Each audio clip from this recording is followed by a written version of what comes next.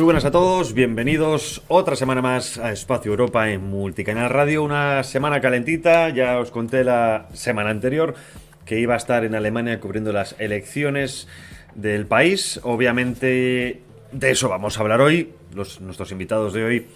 Juan Carlos Nieto, José Luis Orella, ambos profesores de la Universidad CEU San Pablo, de Historia Contemporánea y de Periodismo, que nos van a dar un estupendo análisis de los resultados de las elecciones, de lo que puede ocurrir a partir de ahora en la Unión Europea, con Berlín, con un nuevo canciller, con un nuevo Führer, que va a ser Friedrich Merz. ¿Por qué digo esto? Porque me gusta plantear las elecciones de Alemania en un contexto continental. Sigue siendo, a pesar de las complicaciones de los últimos años, Alemania la primera potencia de la Unión Europea, y más aún después de la salida del Reino Unido, y por lo tanto todo lo que ocurra en este país, en el país teutón, nos afecta a nosotros, sobre todo a nivel político, por las estructuras políticas del país y por su repercusión en todas las demás. Hablamos principalmente del Partido Popular Europeo, la CDU en Alemania, y también su alianza o su cercanía, su buena sintonía con el Partido Socialista. No me voy a extender mucho en este tema, simplemente contaros impresiones desde pie de calle. Estuve en la celebración del partido AfD en su sede, muy diferente a lo que tenemos en España. Apenas se salieron los primeros resultados a esos de las 6:30, 7 de la tarde. Se fueron rápidamente los candidatos a pegarse en televisión, en concreto en la televisión ZDF. Cosa muy diferente, repito, a lo que tenemos en España o en otros países donde se celebran los resultados preliminares durante muchísimo tiempo. Apenas hay declaraciones, o si salen las declaraciones son a medios, pero no hablan entre ellos. Me llamó bastante la atención que rápidamente con los primeros resultados fueron a la televisión a hablar de lo que iban a hacer ahora. Me pareció una buena cortesía con la población. Me pareció muy interesante que las cartas siempre boca arriba, dardos envenenados o no, pero directos al público para que la gente sepa qué es lo que va a ocurrir. Y en este caso Alice Weidel, la candidata de AfD, supo, entre comillas, poner entre la espada y la pared a Friedrich Merz, el candidato de la CDU. Un Friedrich Merz que, bueno, como popular que es, nos tiene acostumbrados a cambios de guión de la noche a la mañana, y en menos de 24 horas Friedrich Merz dijo que para nada iba a aplicar la política de inmigración que había prometido durante la campaña, y que iba a continuar con las fronteras como estaban ahora, y que no iban a hacer nada contra la inmigración ilegal, o no, o al menos como lo había planteado.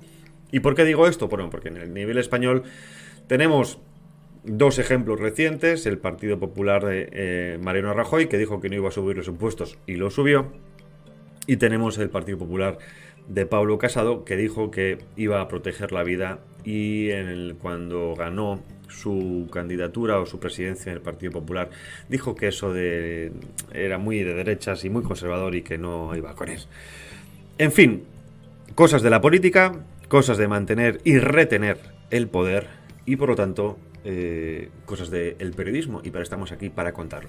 Antes de dar paso a nuestros invitados para el análisis, sí que me gustaría hablar de, bueno, pues esta relación que existe entre la derecha y la izquierda a nivel europeo. Tengo ante mí, escucháis aquí el papel, un documento reciente del 11 de febrero de unas votaciones en el Parlamento Europeo, en concreto en el Comité de los Derechos de la Mujer y la Igualdad de Género, ya para que veáis el nombre, ¿eh? En este caso son enmiendas de compromiso, que es una especie de pactos que se llegan, bueno, son los pactos que se hacen entre los partidos, ¿no? O al menos una propuesta de pactos. Obviamente, para que veáis, abajo en el papel pone United in Diversity, unidos en la diversidad, ¿eh? Ya están dejando muy claro las opciones. En este caso son unas enmiendas de compromiso sobre temas de género, y me ha llamado la atención. No es muy fácil, no es muy habitual ver estas cosas, pero me ha llamado la atención pues dos resoluciones o dos enmiendas a uno de los textos, ¿no? En este caso uno era una influencia brutal, y digo brutal por no decir absoluta, de Irene Montero en la Comisión de la Mujer. Y es que acaba de colar que La ley del sí es sí vaya a Europa. ¿Cómo? Con este texto. Pone: reiterar que toda relación sexual no consentida sea clasificada como violación en todos los Estados miembros de la Unión Europea. ¿Esto qué quiere decir, amigos y amigas? Que vamos a tener a nivel europeo la misma basura legal, si no se corrige, que lo que tenemos en España. La ley que permitió que más de 1.200 agresores y violadores se beneficiaran de las penas de cárcel, la rebaja de las penas de cárcel por la fatídica ley de Podemos, se replica en la Unión Europea. No solo eso, sino que en una enmienda para proteger a las mujeres en caso de guerra, en zonas de conflicto, que ya sabemos cómo funciona esto,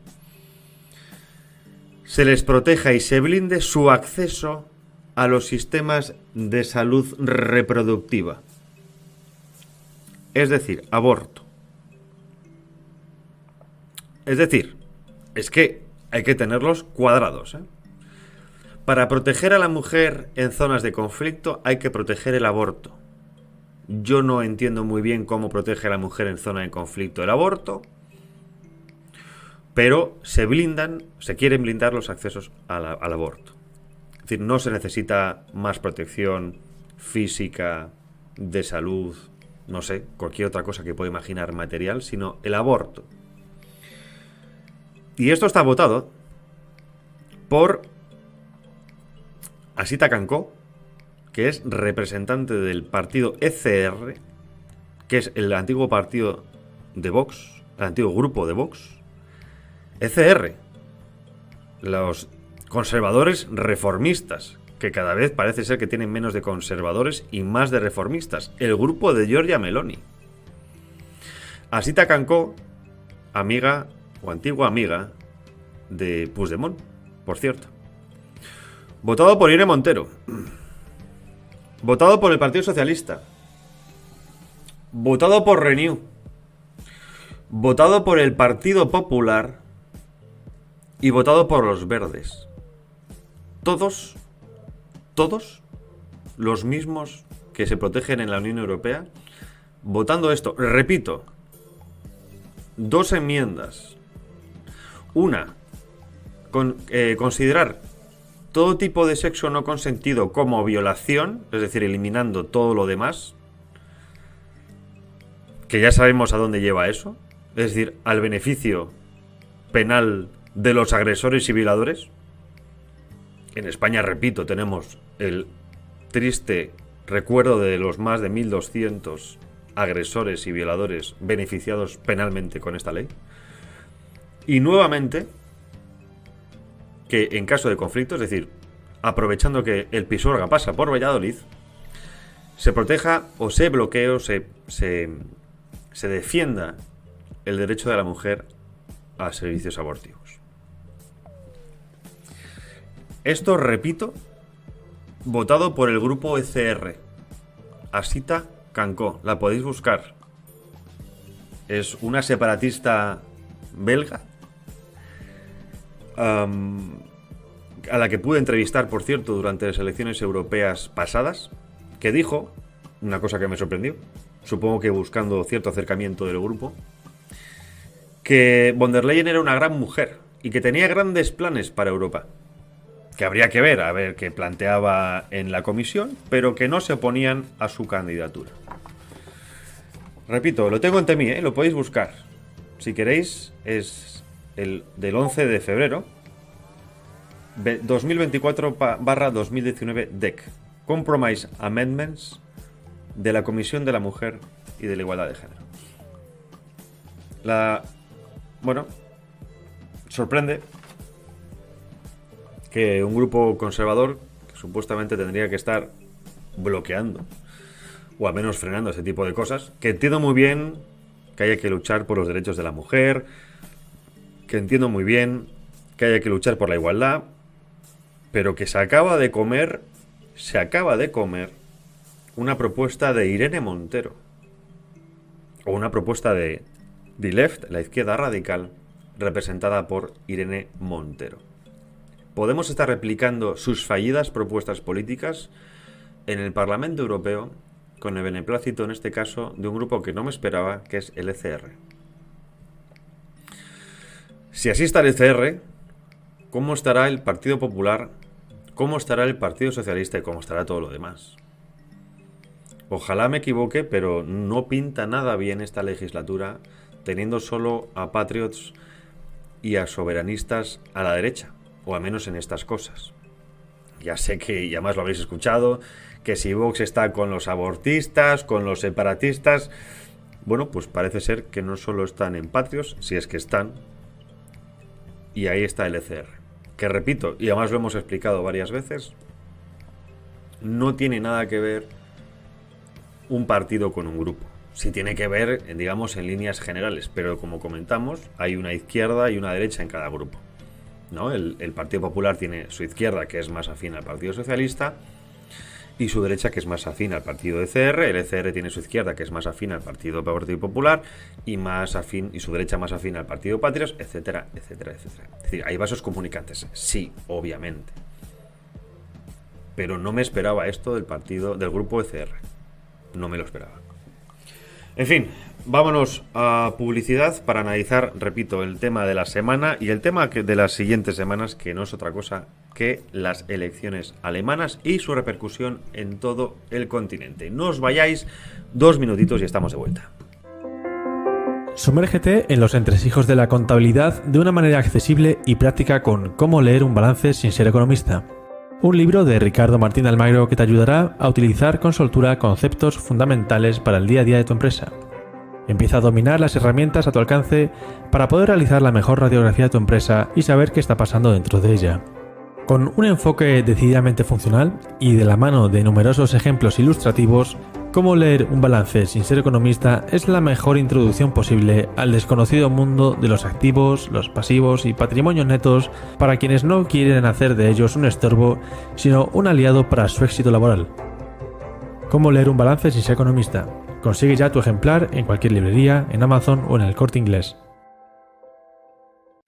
Si tú también crees que tu mascota puede hacerlo mejor que la actual delegada del gobierno en Asturias, si tú también crees que la pichona y su marido, el puto amo, son unos sinvergüenzas, si tú también crees que el centrocentrado moderado es una forma de socialismo de otro color,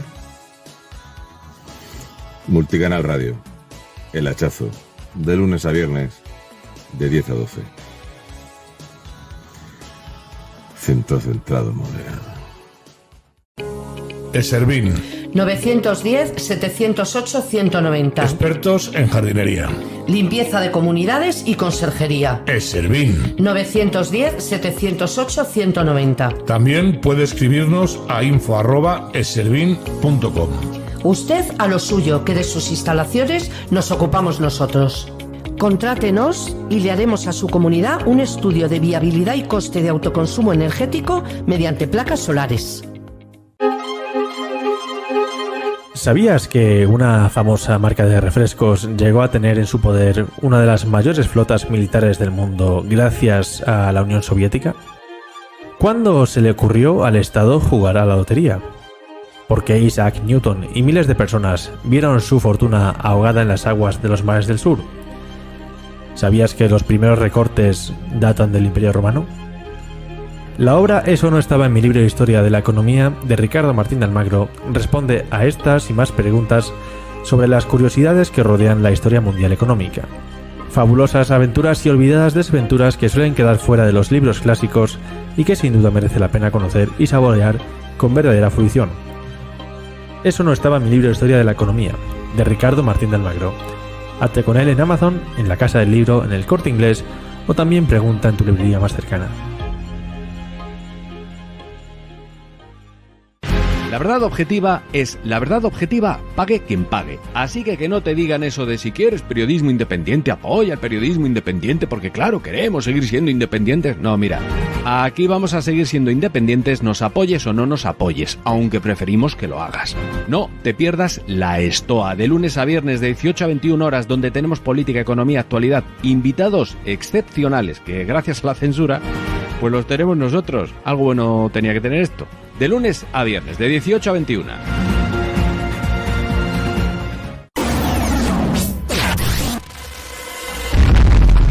Cuando las noticias dan miedo, los que las contamos tenemos que dar más miedo. Sir, yes, sir. Multicanal Radio.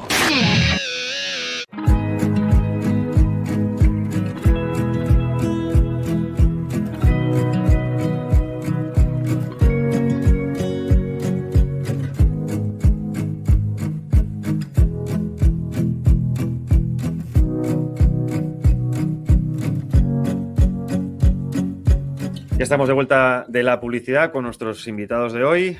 Uno es José Luis Orella, profesor de Historia Contemporánea y director de la Cátedra de Historia, Memoria e Identidad de la Universidad CEU San Pablo.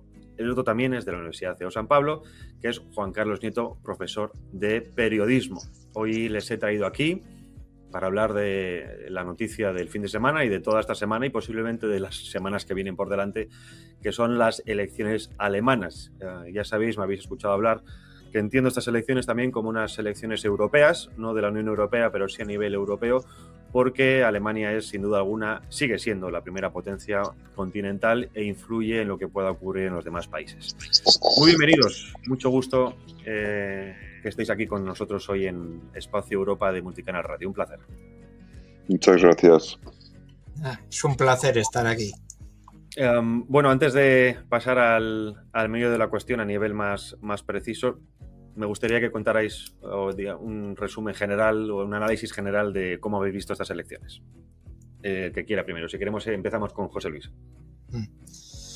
Bueno, yo veo que se ha abierto en parte también un poco el melón de la realidad, ¿no? O sea, se han roto ciertos estereotipos que se estaban realizando muy con los gobiernos de coalición, con esos niveles que si gobiernos Jamaica, gobiernos no sé qué, debido un poco a los colores con los que se identifican los partidos. Y entonces, claramente hemos visto pues, que la sociedad alemana pues, ha rechazado una serie de opciones, ¿no? El Partido Socialdemócrata ha tenido pues quizá uno de los peores resultados que ha tenido en su historia, ha conseguido mantenerse en una posición al menos por encima de los verdes, porque quizá el miedo que tenía era a ser superado por otra formación política en el ámbito del área de la izquierda que pudiera convertir su voto en un voto útil en el futuro hacia esa nueva formación, y por tanto bueno pues ha transformado en un partido que no ha conseguido pues dar las respuestas un poco que se pretendía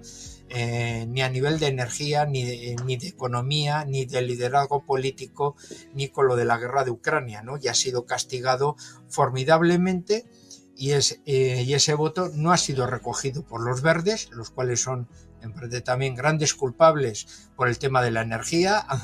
Gracias a ellos se cerraron las centrales nucleares cuando han perdido el gas natural ruso, por lo tanto sin energía la economía alemana ha perdido su puesto de motor de la economía europea, y los verdes han sido castigados duramente por ello, aunque mantienen un porcentaje muy importante de voto, pero sí que ha resaltado y ha favorecido que Die Linke, la formación que todo el mundo creía en las encuestas que iba a quedar fuera del elemento, se puede decir, un poco parlamentario, por la que ha entrado con una gran fuerza, ha recuperado muchísimo voto, un poco de ese de izquierda, y además se ha transformado en el buque insignia, principalmente, bueno, pues del voto curiosamente musulmán residente en Alemania, ¿no? Que eso ya se puede hablar un poco en otro ámbito. En el espacio que podríamos denominar como más burgués o de centro derecha, bueno, el Partido Liberal, un partido histórico bisagra, el partido que siempre ha ayudado a moderar, el partido de centro, las formaciones socialdemócratas o democristianas, sencillamente ha desaparecido, ¿no? Y ya veremos si se recupera. Hay que recordar que Alternativa no deja de ser una escisión del Partido Liberal con muchos dirigentes procedentes de allí. O sea que el Partido Liberal, ojo, que igual en el futuro ya no vuelve porque queda absorbido por una Alternativa que también empieza a dar una imagen de somos el nuevo centro, ¿no? Aunque todo el mundo lo califique de formación de derecha radical. Pero ojo con ese tipo de juegos, con un liberalismo alemán que siempre tiene una carga de nacionalismo importante. Y luego los democristianos, que sí han recuperado voto, pero bueno, tampoco esas hegemonías de voto un poco del pasado, ¿no? O sea, la democracia cristiana y los católicos sociales bávaros han conseguido ser la primera fuerza, han recuperado una parte de voto, mucho incluso voto socialdemócrata que por el voto útil se ha ido a Merch, y bueno, ¿no? Y van a ser los que van a intentar realizar una serie de coaliciones que mantengan, se puede decir, esa línea de la Unión Europea, de la imagen de von der Leyen. Aquí no ha pasado nada, sigue todo como estaba y ya veremos las consecuencias para el futuro que eso pueda significar. Lo que claramente pues, se ha visto es que lo que podríamos denominar como izquierda soberanista por muy poco no ha conseguido entrar. Die Linke ahí sí que le ha doblado a Sarah Wagener un poco el codo, el brazo en ese aspecto, y luego claro, la gran expectativa de Alternativa por Alemania, que con el liderazgo de Alice Weidel, bueno, pues ha conseguido no solo un aumento, sino que ha conseguido algo más que duplicar el 10% que habían conseguido en el pasado y han llegado al 20,8%. Claro, estamos hablando en definitiva que 1 de cada 5 alemanes ha votado, más de 10 millones de alemanes, que se dice pronto son los que han votado un partido, podemos decir, muy reciente, que todavía no tenía un pasado, y claramente 10 millones de alemanes no se pueden calificar exclusivamente con una frase, con una línea. Ahí hay muchas historias, hay muchas personalidades y también te cuenta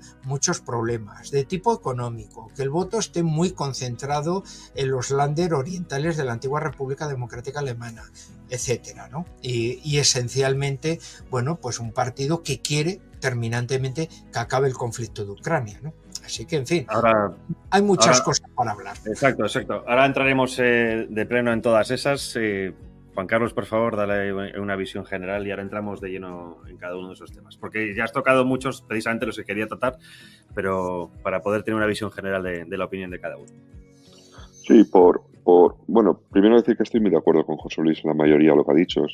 Me parece una visión súper completa y por ponerle algunos datos, algunas cosas que ha mencionado, pues en los años 70 los dos partidos, los socialistas y los democristianos, concentraban el 90% del voto, ¿no?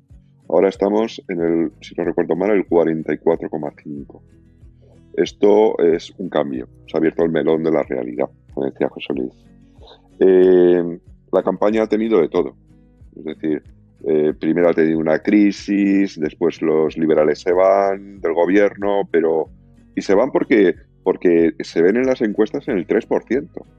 Y dicen, o salimos de este gobierno y damos la vuelta a esto y nos negamos a muchas propuestas de expansión de gasto, o nos van a laminar en las elecciones. Pero se van de una mala manera. Si recordáis, pues el líder dimite, uno de los 5 ministros dice se niega a dimitir también, se queda de ministro, le echan del partido. O sea, lo que iba a ser un paseo de vamos a salir de este lío, se convierte en su propia crisis. Y eso les ha llevado a donde les ha llevado. Pero también hay que decir que tanto los que la izquierda woke llama rojipardos, ¿no? Que es ese BW, que es el nombre de ella. ¿Sabéis a qué me ha recordado esto? Me ha recordado cuando Pablo Iglesias fue a las europeas con su nombre y su cara en la papeleta, ¿no? O sea, es típico de la izquierda radical, esos personalismos, las extensiones. Fijó en Galicia que no ponía el logo del PP para que no le afectara. No, pero ya lo de poner Alianza tu nombre, que se llama Alianza Sarah Wagner... Wagener, sí. Sí, por favor, disculpadme, pero es que a mí los nombres alemanes se me escapan, ¿no? Entonces, claro, pues hay una precampaña aquí que no es normal. O sea, ya es una Alemania muy en crisis política. Es el segundo año que están en recesión económica. Todo el mundo empieza a comprender que parte de esa recesión es culpa pues de cosas que han sido tapu en la campaña. Es decir, es que han volado el Nord Stream, es que no tienen energía barata, es que, como ha dicho José Luis, ya no tienen las nucleares. ¿Y ahora qué hacen, no? Entonces, claro, de aquí surgen otras cosas y se va, no es que sea una disminución total ahora, o sea, desde los años 90 los dos grandes partidos no dejan de bajar, pero claro, esta situación ha sido mal. Y por poner una cosa más que no ha mencionado José Luis, es que esta campaña ha tenido 4 atentados. Y eso ha obligado al LSPD, que no quería decir ni una palabra sobre inmigración. De hecho, en las propuestas de los partidos políticos, ni el LSPD ni los verdes quieren decir ni una palabra de inmigración, pero los atentados les han obligado a hablar de ella de una manera muy abstracta. Eso tampoco convence a nadie. Al fin y al cabo, los únicos, ese voto musulmán, como decíais, ahora lo hablamos si queréis, pues claro, es que la izquierda es la única formación política que dice puertas abiertas. Todos los demás o no se definen o están radicalmente en contra, hasta más allá de la utopía. Habéis mencionado 2 cosas. Aquí he apuntado una de José Luis, quizá el fin de los estereotipos, ¿no? Y luego tú has subrayado este posible fin del sistema por ese descenso de quizá de los partidos más tradicionales. Es algo que se ha mencionado mucho durante la campaña, que el sistema está muerto, se menciona mucho también a nivel europeo, de que muchos se preguntan si son los últimos de los actuales o los primeros de los siguientes, pero cuando vemos los resultados y cuando vienen después la conformación de coaliciones, vemos que estos partidos se siguen protegiendo. Es decir, si vemos hay una replicación a nivel europeo en todos los países, quizá Alemania también sea un buen ejemplo, ¿no? Es decir, tenemos la unión entre socialistas, populares, verdes, izquierda radical, que se protege a sí misma. Y aquí lo hemos visto con la traición en menos de 24 horas, lo llaman traición por alguna manera, de Merz, de Friedrich Merz a sus votantes, ¿no? Llevó en la campaña, quizá, obviamente, a nivel estratégico, hay que hacerlo, es marketing político, para frenar quizá un cierto escape de sus votantes a AfD. Habló mucho de la inmigración, pero vimos cómo en menos de 24 horas decía que no, que dijeron que no, que se va a continuar con las fronteras igual, etcétera, etcétera. ¿Realmente creéis que este sistema, o al menos este apoyo entre izquierdas y derechas, o centro-derecha, centro-izquierda, está llegando a su fin, o que Alemania es el principio del fin de este sistema, como algunos lo mencionaban? Bueno, yo creo que los partidos se domestican mucho cuando gobiernan. Hoy he leído una declaración de Petro, el colombiano, que dice, está en un periódico, y dice: me equivoqué creyendo que podía hacer la revolución desde el gobierno. Y me he acordado de todos los partidos tipo Podemos, o también en la derecha, ¿no? Que en las campañas se dice una... Y luego, además, la campaña la gana, en este caso, quien miente más. Pedro Sánchez hizo lo mismo que... Es decir, tú dices, yo no voy a pactar con este, y entonces ensanchas la franja electoral hacia el lado que te interesa, el otro también, al día siguiente sumas y se puede gobernar. Lo que ha hecho la democracia cristiana es decir, no voy a gobernar con la AfD, pero porque le tiene miedo y porque el Partido Socialista Alemán es un partido completamente débil e inofensivo para ellos.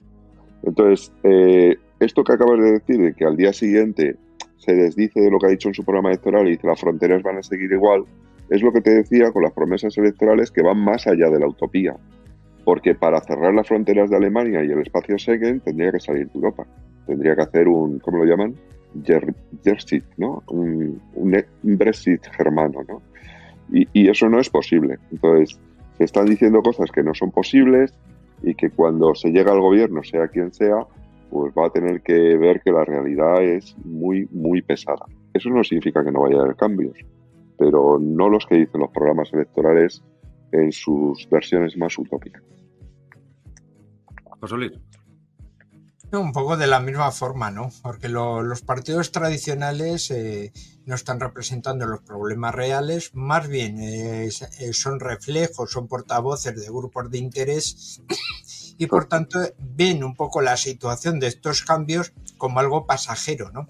Que dicen, bueno, ahora podemos realizar una coalición de estas igual con el apoyo socialdemócrata, si es necesario, incluso podemos meter a los verdes Y de esa manera, dentro ya pues de una legislatura, etcétera, bueno, pues igual ha pasado un poco esa efervescencia, se ha vuelto a una cierta normalidad y por lo tanto se pasa esto y podemos incluso absorber con un discurso un poco duro parte del voto de alternativa, ¿no? Así que ellos van a intentar jugar, yo creo, a esas medidas. El problema es que pueda darse un ejemplo como en Austria, que se ha imposibilitado que el FPÖ, que ya es primera fuerza en Austria, pueda subir, pero ahora resulta que las encuestas le están dando ya casi unos 6 puntos más y está ya en torno al 34-35. Claro, ya están rompiéndose un poco muchas barreras porque la gente claramente se enfada cuando ve, bueno, pues ese tipo de juegos o de maniobras que imposibilitan que, bueno, pues un partido que ha empezado a reflejar muchos de los intereses o de seguridad o de ordenamiento de temas reales que sí les afectan, pues resulta que, bueno, pues no puede llegar al poder porque un segmento de los políticos consideran que no, y entonces ahí sí que puede producirse esos choques tectónicos que pueden provocar o pueden favorecer, bueno, pues que al final tengan que romper esos mal denominados cordones sanitarios, ¿no? Y entrar, pues bueno, pues como pasó en Italia con Giorgia Meloni, que inicialmente, bueno, y no ha pasado nada. Ahora, curiosamente, Italia es un modelo de estabilidad, cuando todo el mundo hablaba de Italia como que era el país con mayores inestabilidades de ejecutivos. Bueno, pues ahora resulta que estamos viendo casi el caso contrario, ¿no? Alemania pasa a ser el ejemplo de inestabilidad e Italia es el ejemplo de estabilidad. ¿Ven? ¿Quién lo iba a decir históricamente, no? Una de las... Sí, yo me apostaría, por deciros una cosa, me apuesto a algo que los socialistas van a poner como condición, que por lo menos una personalidad independiente de los verdes forme parte de ese gobierno. Porque durante la campaña lo que decía toda la prensa alemana es, públicamente los verdes y los democristianos no dicen que estarían dispuestos a ir juntos a un gobierno, pero privadamente los dos están de acuerdo. Porque aunque a corto plazo en temas de descarbonización no están de acuerdo, a largo plazo la CDU tiene unos horizontes medioambientalistas que los verdes alemanes aceptan, ¿eh? Y esto es un asunto interesante, porque después esta estampida de la que habla José Luis sería enormemente sencilla. Claro, aquí hemos visto que inmediatamente personalidades de la Unión Europea como Kaja Kallas, la alto representante de la política exterior, sucesora de Josep Borrell, ha llamado rápidamente a la conformación de gobierno de CDU-SPD. Claro, pero es que CDU no está solo, es CSU también, los bávaros, que no quieren oír hablar nada de energía verde. Entonces, claro, ahí, entonces, ¿quiénes veis posibles dentro del gobierno? Porque es CDU, SPD, Alternativa está fuera porque nadie quiere oír ni hablar de ellos. No quedan muchas opciones. Tenemos a Die Linke, que el Podemos alemán. ¿Veis viable? Aquí estaremos hablando entonces de un gobierno bastante inestable. Y esto lo señalo porque con la gente con la que estaba ahí hablando este fin de semana, estuve en Berlín, muchos veían, y además incluso del Partido Liberal, que este gobierno, si sale, no aguantaría mucho más de 2 años. Es decir, incluso los de AfD están apostando a largo plazo a, sí, que formen gobierno, pero en 2 añitos volvemos a hablar. ¿Veis viable? Es que lo que decía José Luis, que me gustaría que yo quiero saber más de esto, es que la misma CDU no va a querer estar más de 2 años. Es probable, ¿no?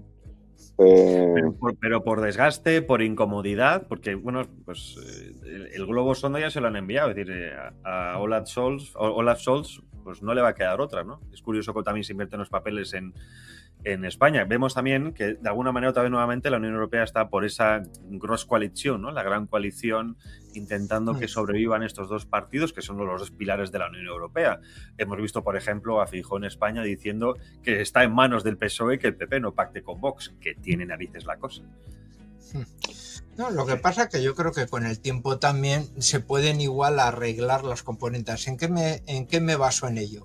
Por ejemplo, pues no sé, las donaciones que ha recibido Alternativa en el último momento. Ha recibido de repente varias donaciones de empresarios fuertes que ya están, podemos decir, o sea, que empieza ya la gente que se puede decir que estaría en la CDU a ver en Alternativa un partido, podemos decir, representativo, sustitutivo de, como hemos dicho, ese antiguo partido liberal en ese aspecto, y que podrían ser ellos mismos, incluso los hombres representativos a niveles locales, por ejemplo en algunos länder o en algunos ayuntamientos, a conformarse ya, ir preparando la opinión pública para un poco ese tipo de acceso, como ha pasado en el norte europeo, en los países escandinavos, donde los partidos un poco ya de esta tendencia, bueno, pues van conformando partidos de gobierno sin ningún tipo de circunstancia. Luego la política de intereses, el reconocimiento, como bien está señalando un poco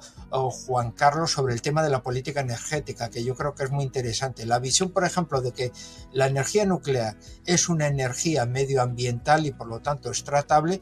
Ojo, han llegado a ciertas cuestiones democristianos y alternativos de decir, oye, es que es el único modo de salvar la economía. O sea, que igual resulta que ese gobierno de gran coalición que vemos, resulta que puede tener pactos que salven la economía fuera un poco del propio Ejecutivo, y todo el mundo empieza a vislumbrar en este mandato que el Partido Alternativa no es un partido igual de locos, sino es un partido con gente, podemos decir, con capacidad de gestión y todo, igual que el que puedan tener el resto de los partidos, ¿no? Podemos decir a largo plazo, ¿no? Viendo un poco ese proceso de estabilidad y quizá con alguna prueba piloto en algunos municipios, en algún länder donde, bueno, pues como se ha visto en Sajonia ya, pues a ver, o se unen todos contra Alternativa, o es que ha tenido ya un 40% de apoyos. Es que podemos decir, es que claramente va a tener muestras de poder gobernar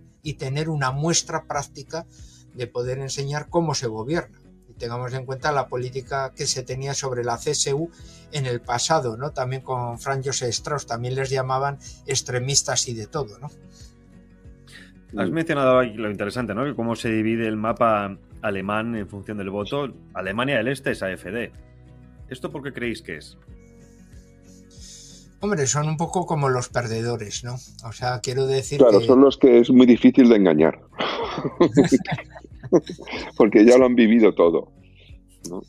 Entonces... Lo han vivido todo y ven que también, pues bueno, la juventud se marcha a trabajar al otro lado, allí no hay, podemos decir, esperanza, y ellos tienen también un poco esa reivindicación, o sea, tienen una reivindicación del estado de bienestar. Son también gente que, bueno, o sea, la juventud necesita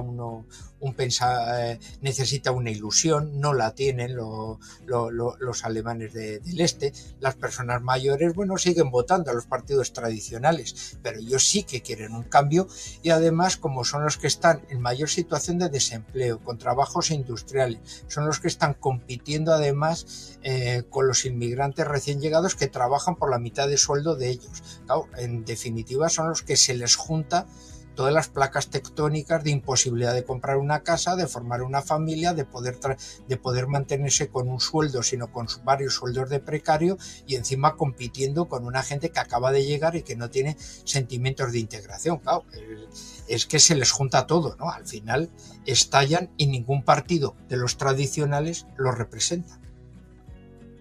Juan Carlos. Sí, yo creo que el camino bueno, la estratificación territorial es así, o sea, claro, vemos los mapas electorales justo ahora después de las elecciones y parece que Alemania no se ha reunificado, que es exactamente la misma frontera de la RDA y la RFA, ¿no? Y se debe pues evidentemente a esto que dice José Luis. Yo cuando he visto este mapa me he acordado del cinturón del óxido que le dio la primera victoria a Trump, ¿no? Pues dice, claro, pues esta gente es que quiere otra cosa casi como sea, ¿no? Porque lo que está viendo es que el agua le va llegando cada vez más arriba y que no puede salir de ahí. Y en general lo que veo es que el futuro es y esto es divertido casi decirlo, el futuro de Alemania es muy italiano, en el mismo sentido que ha dicho José Luis.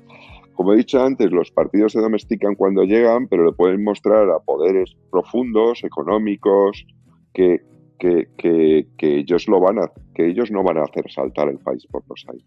Como dice José Luis, históricamente Italia, con una media de 5 gobiernos al año de los últimos no sé cuántos, pues ahora resulta que es una balsa de estabilidad y tranquilidad. Entonces, bueno, son dos países, uno en la historia del siglo XX, uno ha tenido el fascismo, otro el nazismo. Si resulta que los que han venido después del fascismo pueden hacer un país como Italia es ahora, pues ¿por qué no los otros no van a poder hacer algo parecido? En ese sentido. Hay que tener en cuenta también que Merz es el duro, era el duro dentro de la CDU. Y entonces ahora va a pactar con el Partido Socialista y las fronteras no se van a mover. O sea, las cosas suenan bastante peor cuando hay un candidato que tiene una trayectoria biográfica de halcón, resulta que se vuelve rápidamente paloma. Se nota mucho más, ¿no? Entonces yo creo que también ese gobierno probablemente sea breve. No por las mismas razones que podría ser breve aquí, que son las contrarias. Y probablemente, claro, lo que hay que plantearse es si nos dirigimos a que la AfD ha tocado un techo o va a hacer un sorpaso. Y la verdad es que eso es muy difícil de saber, porque tener en cuenta, os digo una última cosa, por 13.500 votos la SVW no ha entrado y por poco más los liberales. Si hubieran llegado al 5% y sacado los diputados que les correspondían, ahora mismo esta coalición no sería posible. Eso es cierto. O sea, unos pocos miles de votos, estamos hablando de unas cosas como si se movieran transatlánticos. Cuando la situación que tenemos ahora mismo se ha decidido no por unas grandes corrientes de tendencias electorales en Alemania, no, se ha decidido por un total de 30.000 votos entre unos y los otros. O sea, que es que también las democracias liberales a veces se convierten en una tómbola y puede pasar cualquier cosa. Has hecho una buena pregunta que es, bueno, el futuro de esto, ¿no? Habéis mencionado en dos ocasiones la demografía del voto. Vemos ahí como una gran parte de los votantes de la izquierda han sido inmigrantes, en concreto musulmanes. Es decir, los musulmanes, que en principio en contra absolutamente de las tesis ideológicas de la izquierda, al menos como la conocemos en este momento, ¿no? Se ha lanzado a manos de precisamente la gente que está a favor de ayudas a inmigrantes, de seguir manteniendo ese sistema de ayudas a los de fuera, etcétera, etcétera. Estamos viendo un cambio radical de la política por el cambio demográfico que sufre Europa.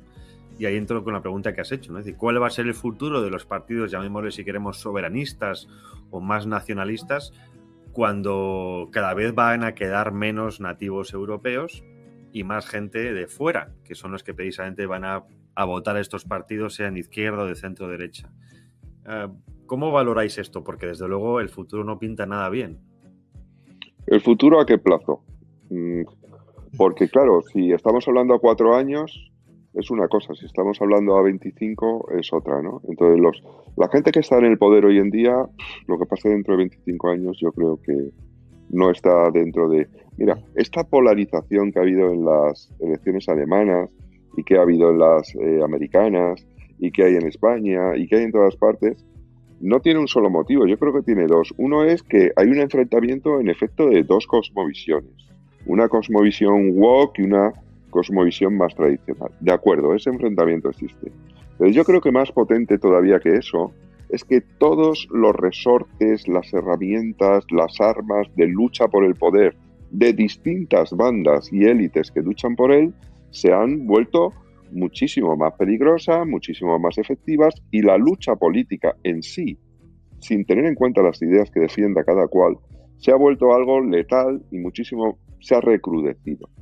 Entonces, las élites ya no se conforman con repartirse la tarta. No, quieren echar a gente de la mesa. Y eso tiene que ver con el poder, insisto, no con las ideas que defiende cada uno. Entonces, esa dinámica también va a afectar a qué va a pasar en el futuro. Y en el futuro lo que va a ocurrir es que vamos a llegar a un nivel de polarización en el que, bueno, pues podrá haber violencia social o no. Los estados mayores de Europa contaban con una posibilidad sobre la mesa de que haya un conflicto civil real en Estados Unidos, y eso no está fuera de eso está en el terreno de las hipótesis, pero no en el de las cosas imposibles. Y en Alemania podría pasar lo mismo, y en Italia no ha pasado porque está Meloni haciendo las cosas ahí en plan atlantista, en plan súper europeo, en plan súper familiar, y de repente todo el mundo ha descubierto que no es uno. Pues vamos a ver qué pasa en Alemania, porque puede pasar eso o puede pasar lo contrario, y que sean los primeros de un enfrentamiento. Ellos están en recesión, también eso importa mucho. Sí. Yo veo también las fronteras tectónicas por otro lado, ¿no? Un poco como bien ha dicho Javier, un poco esa desnacionalización un poco de la izquierda, que cada vez se va quedando más como una formación representativa precisamente de los colectivos musulmanes a nivel de voto. Pero por otra parte también la pugna que están teniendo lo que sería en el ámbito, se puede decir, del mundo de la derecha entre el Partido Popular y los que serían más los nuevos grupos como Patriot o soberanistas, etcétera. ¿En qué me explico? Que por ejemplo, mientras Patriot pues está intentando llegar a ser la segunda fuerza política a nivel europeo para poder rivalizar y poder transformar y volver un poco a aquellos principios iniciales de la Europa de las naciones, por otra parte el Partido Popular está apostando muy fuerte ahora por mantener un poco esa visión de von der Leyen. ¿En qué aspecto? En mantener la CDU en Alemania, el triunfo de Tusk en Polonia, el que Feijóo gane en España, y por tanto luego ya con Macron, que es liberal, aunque pertenezca a otra internacional, conformar más o menos un eje de poder que, a pesar de todas las transformaciones, de todos los cambios y todas las circunstancias sociales, pueda más o menos a nivel superficial mantenerse como algo que todavía no ha sucedido y que puede estallar en cualquier momento, porque como bien ha dicho Juan Carlos, un mínimo de votos puede de repente transformar todas las circunstancias y estallar, pues bueno, pues como está pasando en algunos de los países, ¿no? Con la aparición de nuevas representaciones mucho más reales con los problemas que tiene la gente, ¿no? Por ir terminando, o sea, si nos planteamos el control de Alemania sobre Europa de alguna manera, si nos fijamos, bueno, obviamente la CDU controla Alemania. Los alemanes controlan el Partido Popular Europeo. Los alemanes controlan, o la alemana controla la Comisión. ¿Cómo veis estos próximos años de legislatura? ¿Cómo veis lo que está ocurriendo? Hablamos de la presión por parte de Trump, de lo que está pasando con Ucrania, con Rusia. Estas declaraciones de Merz que han dicho que es hora de que Europa se independice, que curiosamente que ahora, ¿no? Justo ahora. ¿Creéis que se va a avanzar más con Alemania ahora, con Merz, con la CDU en Alemania en el poder, hacia un proyecto de integración supranacional europeo? ¿Veis dificultades? Sé que es una pregunta larga, pero si lo podemos concretar así como bullet points o como puntos. ¿Cómo veis esto que viene ahora por delante a nivel europeo con Alemania como está y con la CDU en el poder? Hombre, yo creo que el Partido Popular va a intentar construir esa Europa, se puede decir, alemana, pero por otra parte se encuentra con una gran dificultad. ¿Cuál va a ser esa dificultad? Pues por un lado Trump lo ha dejado claro. Si alguien quiere llegar a mí, háganlo a través de Giorgia Meloni, ¿no? Entonces ha dejado claramente quién es su interlocutor. Y no es la misma rubia, no es la von der Leyen, es Giorgia Meloni. Y por otro lado, resulta que, bueno, Víctor Orbán, aunque es representante de un país pequeño, secundario, con 10 millones de habitantes, ojo, porque Víctor Orbán sabe muy bien lidiar con todas. Me refiero que desde Marine Le Pen, que ha dejado que su grupo sea absorbido por el suyo, se lleva muy bien con Giorgia Meloni e incluso ha conseguido de sacarse la foto con Alice Weidel y decir: esta es mi candidata en Alemania. O sea que ojo, porque una Europa exclusivamente alemana puede provocar que la Europa mediterránea y la Europa del Este, que nunca ha gobernado y nunca ha liderado Europa, vayan consiguiendo confluencias y vayan convirtiéndose en una verdadera alternativa de dirección de la Unión Europea como estábamos conociendo, ¿no? Los pequeños gobernando a los mayores.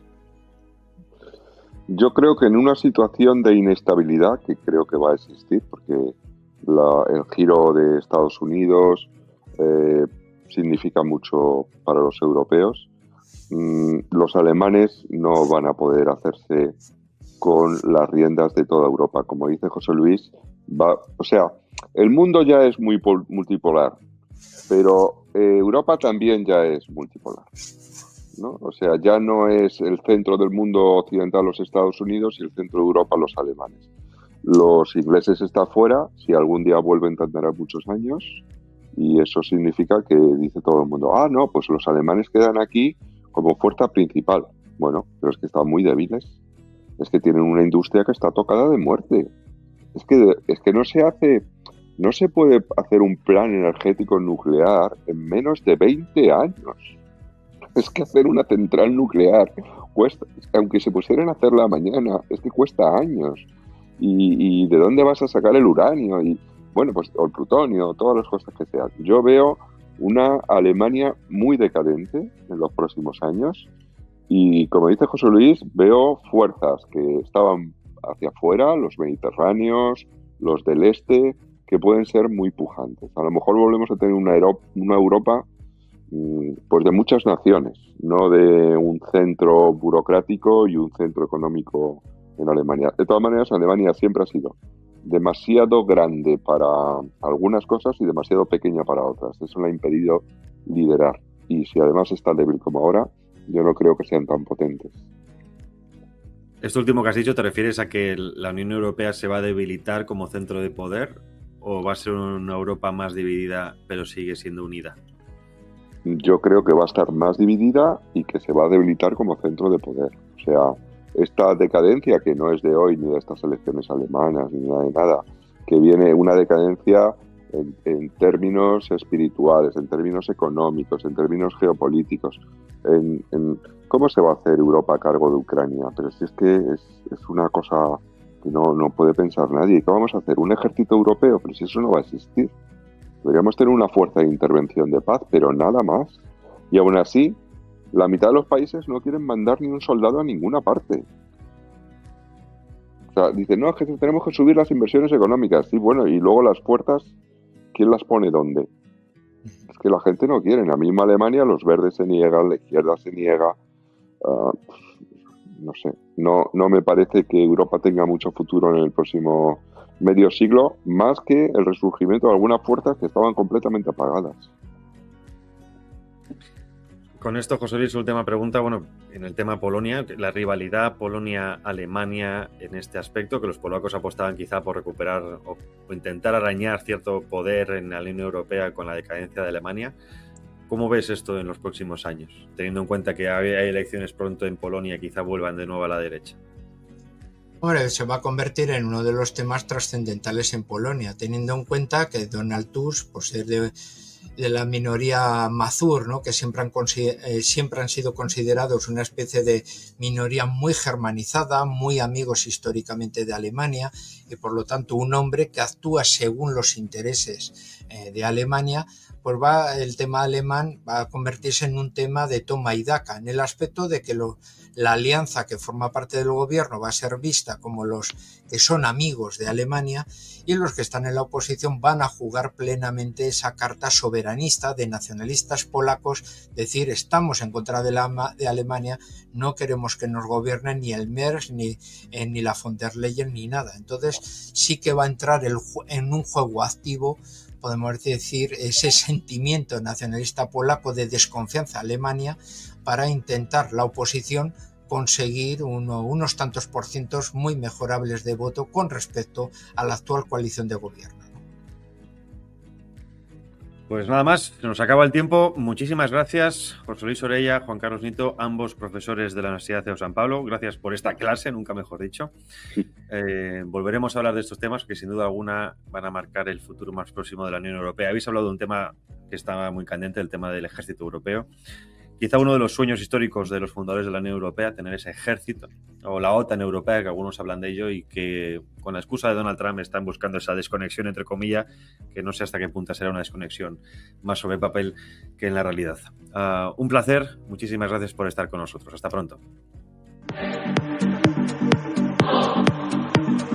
Prepárate para entrar en Rapsodia Nocturna, el espacio donde el cine y la filosofía se encuentran en órbita.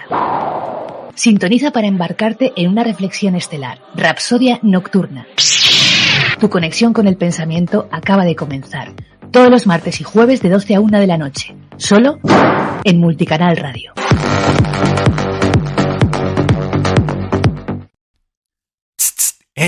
Un nuevo magazine de lunes a viernes de 12 a 2 de la tarde. A mi manera. Aquí en Multicanal Radio. Presentado por Alina Santamaría. A mi manera es un nuevo estilo de programa, compartiendo con todos ustedes una perspectiva única sobre temas de actualidad, cultura, entretenimiento y estilo de vida.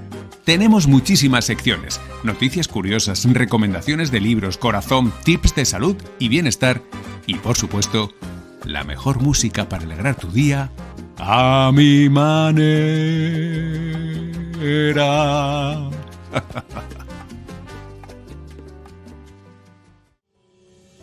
¿Te interesan los temas de seguridad, defensa, inteligencia y terrorismo? ¿Quieres estar al tanto de la realidad que enfrentan día a día los policías nacionales y guardias civiles? Sintoniza Azul y Verde en multicanalradio.com. Todos los lunes a las 5 de la tarde te traeremos el análisis más completo y actualizado sobre la delincuencia, terrorismo y los desafíos del mundo de la seguridad y defensa. Azul y Verde, donde la realidad y la información se encuentran. No te lo pierdas. Si buscas los mejores materiales para tus creaciones y tu destino es Madrid, Bellas Artes GECO es tu mejor opción. Ya somos la 4ª generación a vuestra disposición. Desde lienzos, acuarelas y óleos hasta herramientas especializadas para todas las técnicas. Lo tenemos todo. Asesoría personalizada y las mejores marcas en el centro de Madrid. Encuéntranos en la calle Hortaleza 82 y en la calle Pelayo 38 o visita nuestra tienda online www.bellasartesgeco.com. Teléfono 91 319 96 90. Síguenos en nuestro Instagram y forma parte de nuestros talleres en geco.bellasartes. Geco Bellas Artes, donde tu talento se transforma en arte. Inspírate, crea y vive el arte con nosotros. ¿Te interesa la historia militar, la geoestrategia, la geopolítica, las anécdotas belicoseras? Pues tu programa es El Cuartelero, con el general Agustín Rossetti y con David Díaz Cabo. Todos los martes en directo a las 4 de la tarde en Multicanal Radio. Y también nos tenéis en diferido en YouTube, iVoox y Spotify. Ya lo sabes, alístate en El Cuartelero, no te arrepentirás. Soy Dani, maestre Bubillo, y estaré aquí en Multicanal Radio todos los días de lunes a viernes de 11 a 12 de la noche, la hora golfa, haciendo el programa En Pelotas, que es el espacio deportivo de Multicanal Radio y también de nuestro canal de YouTube, donde me podréis encontrar en directo, insisto, de lunes a viernes de 11 a 12 de la noche. Toda la actualidad deportiva aquí, En Pelotas. Te invitamos a escuchar Startup Olé Radio, el programa líder de emprendimiento, startups e inversión de España, aquí en Multicanal Radio, todos los viernes de 5 a 6 de la tarde. Entrevistas, noticias y tertulias. Presenta y dirige Emilio Corchado. Bueno, ya habéis escuchado los análisis de Juan Carlos Nieto, José Luis Orella.